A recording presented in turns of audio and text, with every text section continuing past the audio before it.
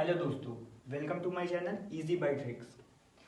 आज हम समझेंगे इसमें स्क्वायर रूट, किसी भी संख्या का स्क्वायर रूट हम कैसे निकालते हैं। जैसे कुछ संख्या होती है बड़ी होती है जिसके स्क्वायर रूट निकालने में हमको प्रॉब्लम्स आती हैं, तो हम ट्रिक के माध्यम से उसको आसान कैसे करेंगे देखिए। जैसे हमारे पास यहाँ पे दो एग्जाम्पल हैं, एक है 2304, एक है 11236। इन दोनों संख्याओं को हमको क्या निकालना है, स्क्वायर रूट। स्क्वायर रूट निकालेंगे तो इसको अच्छे से समझिएगा। क्या करना है हमको, सबसे पहले अगर स्क्वायर रूट निकालना है तो हम यूनिट डिजिट यानी फर्स्ट डिजिट को लेके चलेंगे। फर्स्ट डिजिट यहाँ पे क्या है, 4 है। अब 4 यानी फर्स्ट डिजिट को लेना है तो हमको फर्स्ट डिजिट लेने का मतलब ये होता है हमको कि ये समझना है कि वो स्क्वायर रूट यानी कि 1 से 9 की स्क्वायर में किस किस संख्या के बीच में वो आता है। तो यहाँ पे देखेंगे 4 किस किस के स्क्वायर के बीच में आएगा, यानी कि 2 की स्क्वायर, यानी देखिए 2 का स्क्वायर कितना है 4, यानी कि इकाई में क्या होगा 4। और किसके इसमें आएगा 8 के, 8 का स्क्वायर 64, यानी इसमें भी इकाई क्या है 4। तो यानी कि यहाँ पे क्या होगा, पॉसिबिलिटी ये है कि इसका जो स्क्वायर रूट जिसका भी संख्या को होगा वहां पे इकाई क्या होगा, या तो 2 होगा या तो 8 होगा। कितनी पॉसिबिलिटी है, यानी कि 2 होगा या तो 8 होगा।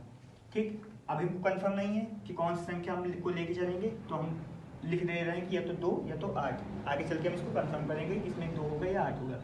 क्या करना है, इकाई अंक से पॉसिबिलिटी लेने के बाद क्या करना है, जोड़े को क्या करना है, यहाँ से कट कर देना है। कट करेंगे, जो भी संख्या उसके बाद बचेगी। यहाँ पे कितना बच रहा है 23 यानी 23 बच रहा है। तो 23 को हम ये देखेंगे कि 23 कौन कौन सी संख्याओं के स्क्वायर के बीच में आता है। तो यहाँ पे 23 है, 23 के आसपास कोई ऐसी संख्या जो स्क्वायर में आती होती है, यानी जैसे मान लेते हैं 25 आता है, 25 23 से ज्यादा होता है, यानी कि किसका स्क्वायर है, ये 5 का स्क्वायर। इससे संख्या छोटी लेंगे, कितना आएगा 16, ये 16 किसका स्क्वायर है 4 का स्क्वायर।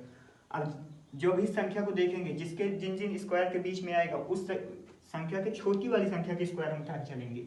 ठीक, यानी कि छोटी वाली संख्या के स्क्वायर, यानी कि 16 किसका स्क्वायर है 4 का, यानी कि हमारे पास क्या है 4। यहाँ पर से 4 को लेंगे, यानी कि फर्स्ट इसका डिजिट कितना आया 4।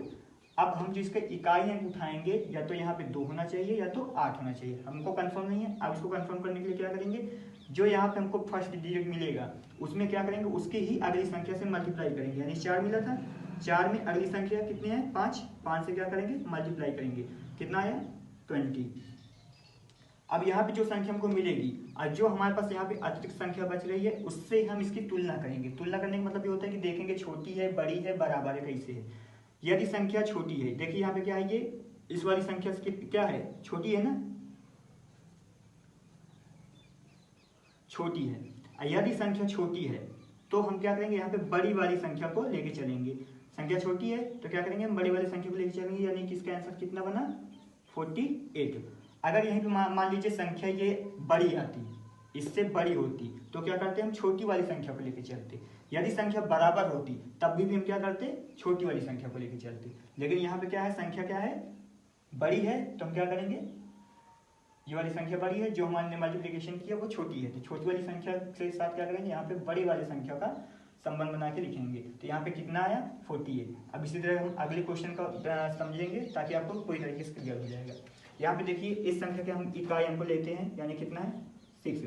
अब 6 को ये समझेंगे किसके किसके स्क्वायर के में आता है। तो यहाँ पे देखेंगे 4 के स्क्वायर में आता है, यानी 16 है, 16 का भी इकाई 6 है, और किसके है 6 के में, यानी 36 का भी इकाई अंक 6 है। यहाँ पे यानी कि हम ये समझेंगे कि इसका जो पॉसिबिलिटी है फर्स्ट डिजिट यानी यूनिट डिजिट की, वो क्या है, या तो 4 है या तो 6 है।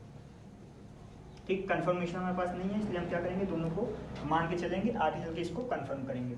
ठीक, स्क्वायर रूट निकालना है, यानी कि 2 को पेयर को हम क्या करेंगे हटा देंगे। हमारे पास संख्या क्या बच रही है 112। ठीक, इसको हम लिख लेंगे। अब इस संख्या को देखेंगे ये किसके किसके बीच में, यानी कि स्क्वायर के बीच में आता है। तो हम जानते हैं 10 का स्क्वायर कितना होता है 100, और 11 का स्क्वायर कितना होता है 121।